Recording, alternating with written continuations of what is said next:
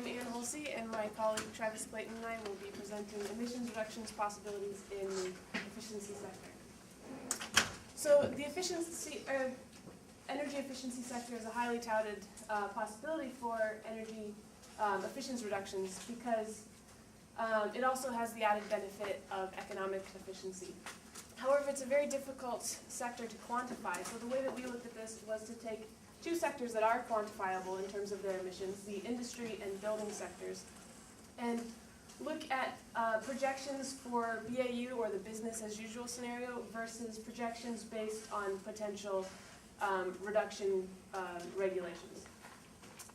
We also looked at the smart grid, which is a way to present possible new solutions for other sectors. It's a way of paving the road for emissions reductions, essentially. So the reason why we chose building and emissions was based on McKinsey & Company's climate desk. We see that building emissions currently are about 1/5 of total global emissions. The industry sector is about 1/3.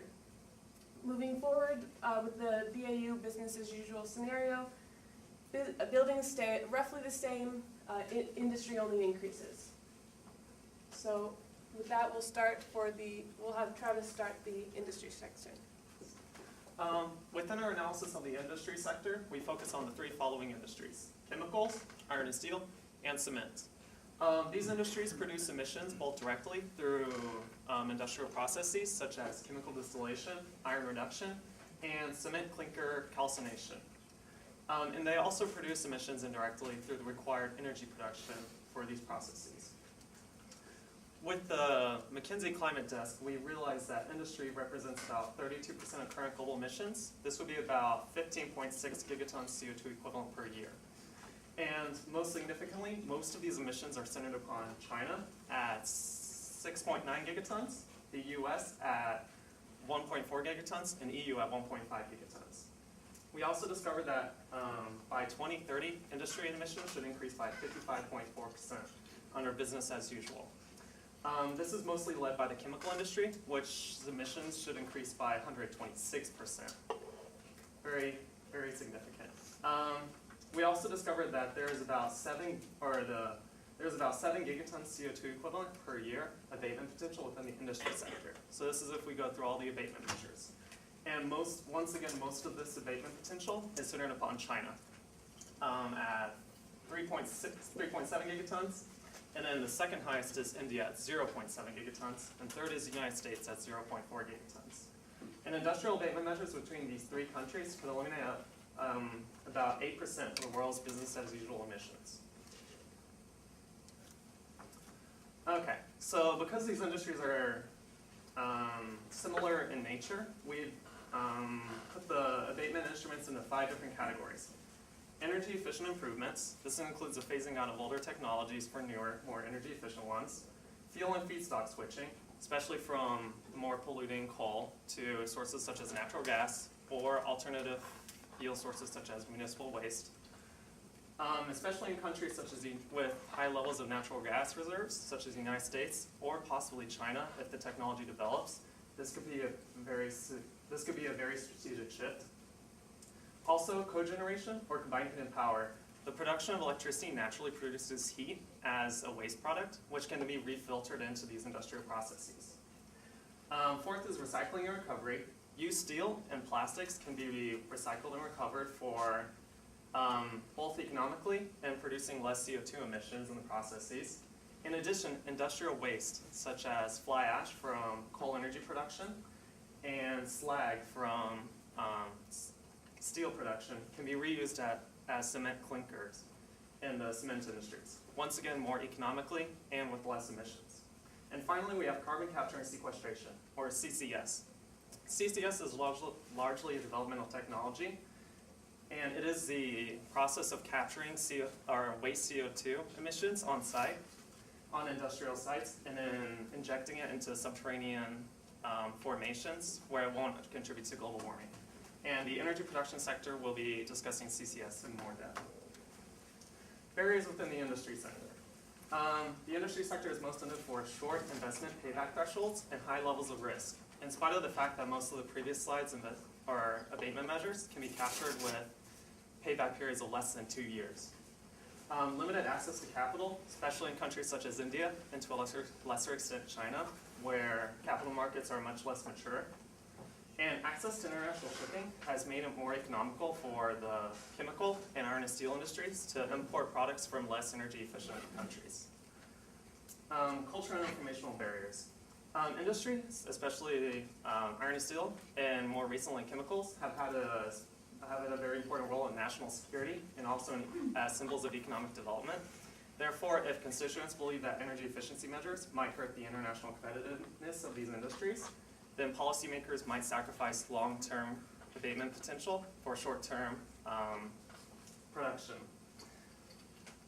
Finally, health misinformation on alternative fuels.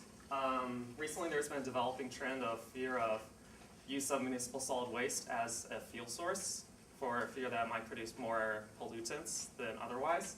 However, studies have proven that this is false. And finally, regulatory barriers. Unlike in the United States where the EPA usually dominates these regulatory structures, in China and India, for example, recent liberalization of key industries has resulted in ambiguity in how policies are implemented. So, for example, in China, you have about 4 different regulatory bodies who are all governing kind of similar regulations, and there's conflicts in who dominates. Lack of enforcement resources, especially in rural India and China.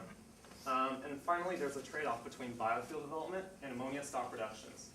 Production of 1 ton of ammonia releases about 1.6 tons of CO2, up to 3 tons. So reducing ammonia levels could prove beneficial. However, ammonia is useful in fertilizer production, especially for biofuels, which is another abatement lever through the transport sector. Finally, our recommendations for the industry sector. We first recommend that governments implement technological standards and incentives when equipment standardization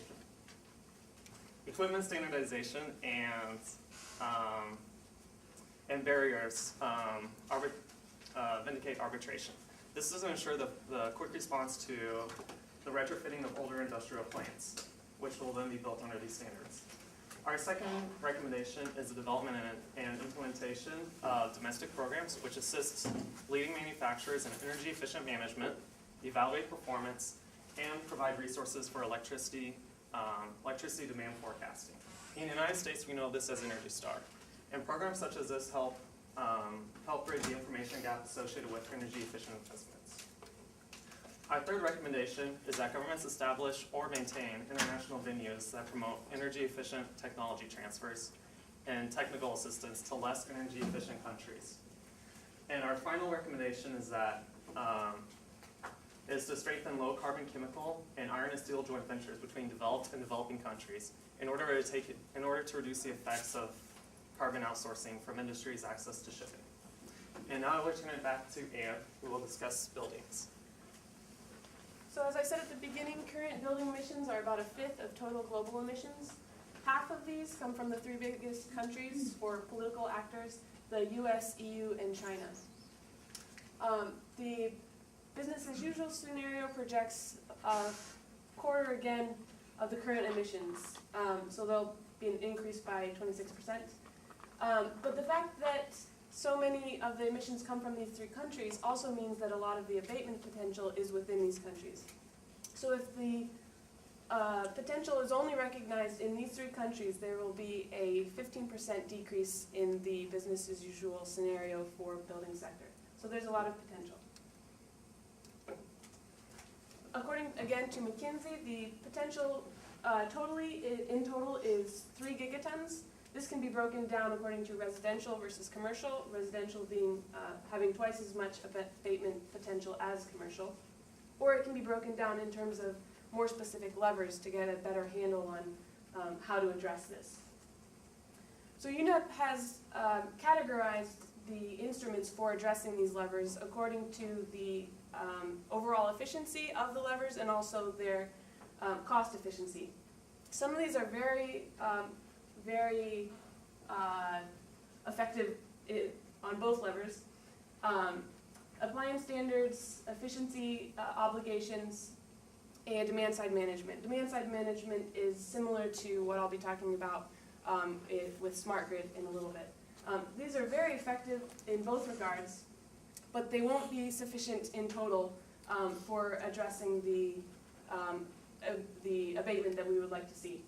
So we'll also have to move to some others that are a little bit more difficult. For example, building codes and energy audits, which are very effective, but a little bit more costly. So the barriers to building sector abatement are the market barriers. Earlier we had talked about split incentives. It's similar here in the fragmentation of stakeholders. So a building owner would be the one who would have to pay for the upgrades, but the tenants would be the one to see the monthly utility costs go down. Also, the upfront costs are very high. They will be mitigated over time, but again, that is over time, so it makes that difficult. Information barriers include misinformation about inflated costs, a lack of awareness of what the options are, and the potential that they have to produce savings, both economic and emissions reductions. Also, anyone who would want to learn more about the stuff that they're not aware of have difficulty accessing the information. Regulatory barriers include inadequate support of policies. This is particularly true in China, where the policies are adopted at a federal level, but then are implemented more locally, and that's a difficulty of making sure those get implemented. Regulatory uncertainty within building codes makes it difficult for contractors and inspectors to get at the situation for them to know how to deal with it. And then simply lack of enforcement of the building codes that are there. So our recommendations are to increase the adoption of these building codes, but also to conduct studies of what is currently in place and to upgrade it and make it a little bit more manageable. Also, the promoting the use of energy labels, and because of the financing issue, to focus on public and private partnerships to provide the funding for these measures. Moving on to the smart grid. Currently, the traditional grid just has a one-way flow of the energy from the producers to the consumers. The smart grid would add a second dimension of information going from the generators to the consumers and back. So what this would mean for the generators is that they would know what the peak demand is at any given time, and they could manage their generation accordingly. For consumers, it means that they can engage the system a little bit more and know when peak times are and use their energy at non-peak times. Also, it allows them to input their renewable energy back into the system, and it gives the opportunity for electric vehicles, which currently that's a very difficult thing to integrate into the system. This would provide the opportunity for that. Studies are ongoing regarding smart grid. There's a lot of pilot programs at the moment, but what we currently know in terms of numbers is that in the US, the abatement potential could be anywhere from 1 to 400 megatons of CO2 equivalent, or CO2. And then worldwide, this could be as much as 1 to 2 gigatons.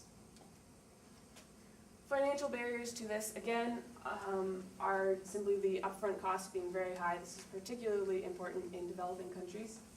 Market barriers, split incentives again. The generators are benefiting greatly from this, from their ability to manage better, but they're not the ones to put the money into this upgrade.